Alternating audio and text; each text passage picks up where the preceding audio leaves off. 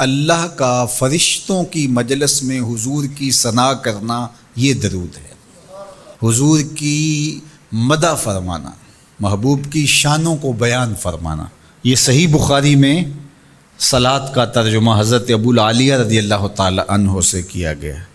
تو پھر درود کا مفہوم بہت وسیع ہے، حضور کی مدح و توصیف، حضور کے حسن کا بیان، حضور کے خصائل کا عنوان، آقا کریم کے شمائل کا تذکرہ، حضور علیہ السلام کے فضائل کی باتیں، حضور کی عظمتوں کا عنوان، یہ سب کچھ درود کے زمرے میں آتا ہے۔ اور پھر ساتھ صیغہ بھی درود کا ہو اور اس میں شانیں بھی حضور کی ہوں، جس طرح درود تاج میں ہے، تو اس میں حضور پر درود بھی بھیجا گیا اور ساتھ حضور کی عظمتوں کو بھی بیان کیا گیا۔ تو یہ ایک خوبصورت گلدستہ بن گیا۔ درود شریف کے جو مفاہیم بیان کیے گئے ہیں، ان سب مفاہیم کو یہ اپنے جلو میں لیے ہوئے ہے یہ درود۔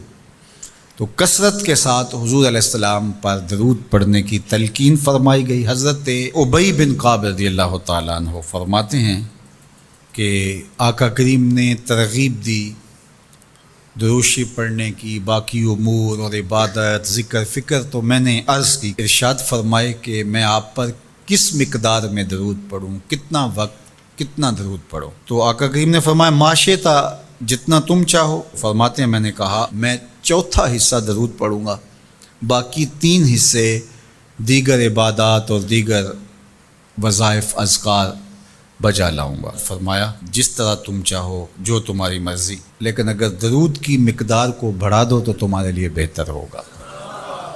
تو میں نے کہا النصف، میں آدھا وقت درود پڑھا کروں گا اور باقی چیزیں باقی آدھے وقت میں کروں گا۔ فرمایا جس طرح تم چاہو، لیکن اگر درود کی مقدار کو بڑھا دو تو تمہارے لیے بہتر ہوگا۔ میں نے کہا کہ حضور میں 2 حصے درود پڑھوں گا اور 1 حصہ باقی وظائف اوراد بجا لاؤں گا۔ فرمایا جیسے تمہارا دل چاہے، لیکن اگر تم درود کی مقدار کو بڑھا دو تو تمہارے لیے بہتر ہوگا۔ فرماتے ہیں میں نے کہا حضور میں پڑھوں گا ہی درود، سارا وقت میں آپ پہ درود ہی پڑھتا رہوں گا۔ فرمایا پھر تمہارے سارے دکھ، تکلیف، اذیتیں، پریشانیاں، اس کے لیے یہ درود کفایت کرے گا اور تمہارے گناہوں کی مغفرت فرما دی جائے گی۔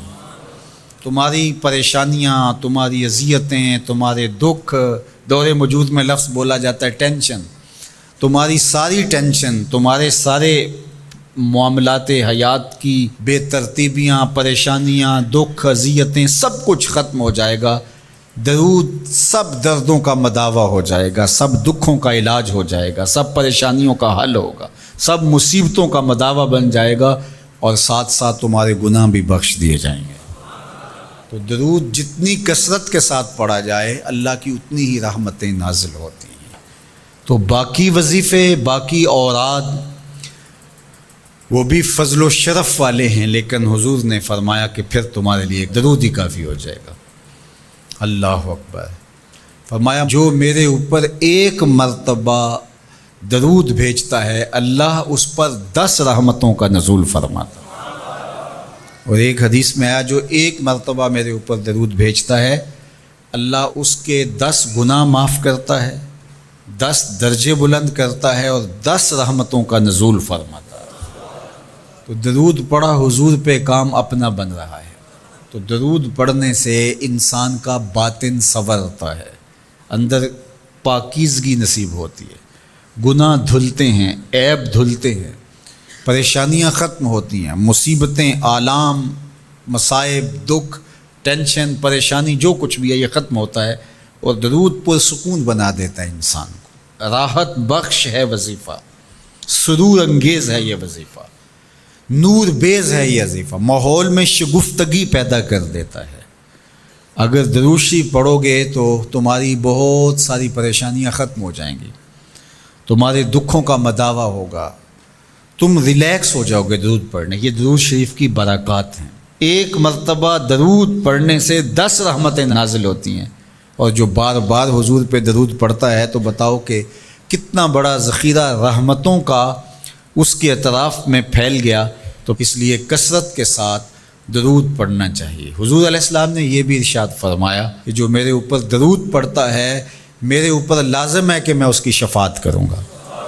شفاعت رسول کے حصول کا ذریعہ درود بنتا ہے، چونکہ ہمارا آسرا ہی حضور کی شفاعت ہے۔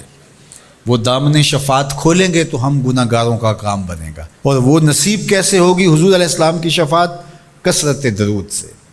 یہ بھی ارشاد فرمایا آقا کریم نے، قیامت کے دن میرے سب سے زیادہ قریب وہ ہوگا جو کثرت کے ساتھ میرے اوپر درود پڑھنے والا ہوگا۔ تو حضور کی قربت کا ذریعہ بھی درود ہے۔ کون سا مومن ہوگا جس کو حضور کے دیدار کا شوق نہیں ہے؟ کثرت درود کی برکت یہ ہے کہ حضور کا دیدار نصیب ہوتا ہے۔ حضور کا دیدار نصیب ہو جائے تو بتاؤ اور کیا چاہیے؟